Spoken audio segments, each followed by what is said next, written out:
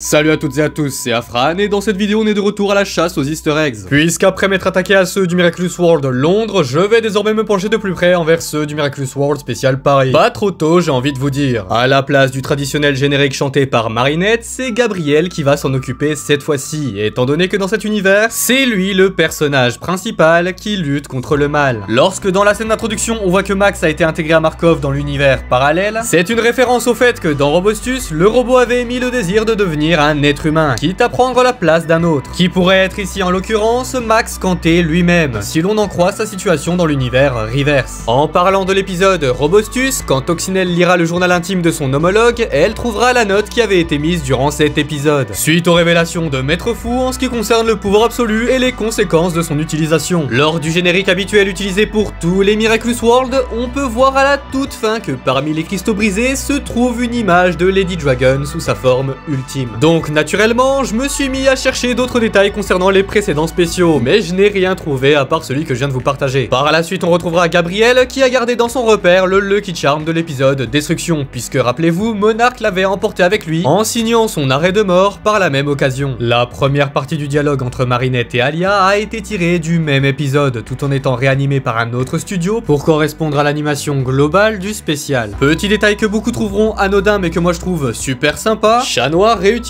enfin sa vision nocturne pour la première fois depuis l'épisode Climatica. Ouais, ça fait si longtemps que ça qu'il ne l'avait pas utilisé. La scène où Griffe Noire joue avec les poupées que Marinette a fabriquées peut faire penser à la scène où Chat Noir jouait avec ses propres figurines dans l'épisode Sirène. Peu après ça, Toxinelle essaiera tant bien que mal d'utiliser le pouvoir absolu. Ainsi, elle forcera Tiki et Plague à se montrer sous leur vrai jour, sous leur forme révélée, comme le fera Gabriel dans l'épisode Recréation. Lors du tout premier affrontement entre Toxinelle et Ladybug, celle-ci fera appel à son Lucky Charm, mais est-ce que vous aviez remarqué que la séquence avait été recyclée, puisqu'elle a été directement reprise de l'épisode Psychomédien. En parlant de Lucky Charm, le dernier que la porteuse du Miraculous de la Coccinelle invoquera fait référence à celui que les participants du Miraculous Day avaient reçu, un miroir rouge à point noir. Mais cette information est à prendre avec des pincettes. Durant la bataille multiverselle qu'entreprendra Monarch à la toute fin, on aura l'occasion de découvrir une multitude d'univers, dont un faisant référence à l'anime PV, une version préparatoire de Miraculous en animé datant de 2012 qui devait être supervisé par la Toei Animation. Il y a également un autre univers dans lequel on pourrait penser que Black Minette et Scarabella seraient venus à bout du plan de Monarch dans Déflagration. Sauf qu'il n'en est rien étant donné qu'elles étaient en train de combattre un sentimonstre. L'option qui me paraîtrait donc être la plus logique serait qu'on se trouve dans l'univers dans lequel Maître Fou aurait choisi Alia à la place de Marinette pour revêtir le costume de la Coccinelle. Éventualité qui nous avait été proposée par le jeu de cartes Miraculous Secret. Il y a aussi une autre dimension dans laquelle Adrien est resté Mr. Bug et Marinette est restée Lady Noire. Un clin d'œil évident aux épisodes Passion ou Poupée Flecta dans lesquels ils se sont retrouvés contraints d'échanger leur Miraculous. Et enfin on a un dernier univers qui se déroule dans une version papier de Miraculous, une sorte de mix entre le comics Miraculous Adventure publié entre 2016 et 2018 ainsi que le manga Miraculous initié en 2021 et qui continue de paraître. Par ailleurs, cette partie en comics a été réellement tournée avec un support créé pour l'occasion par Giulia Adragna, une autrice italienne qui donnera son nom à cet univers, le Giuliaverse. Voilà, c'est la fin de cette vidéo sur les easter eggs du Miraculous World spécial Paris que j'ai pu trouver. N'hésitez pas à me dire en commentaire ceux que j'aurais pu louper ou ceux que vous avez reconnus parmi ceux que j'ai listés. La prochaine fois on s'attaquera aux easter eggs du Miraculous World spécial Shanghai. Sur ce, je vous souhaite une bonne soirée ou une bonne journée et à plus.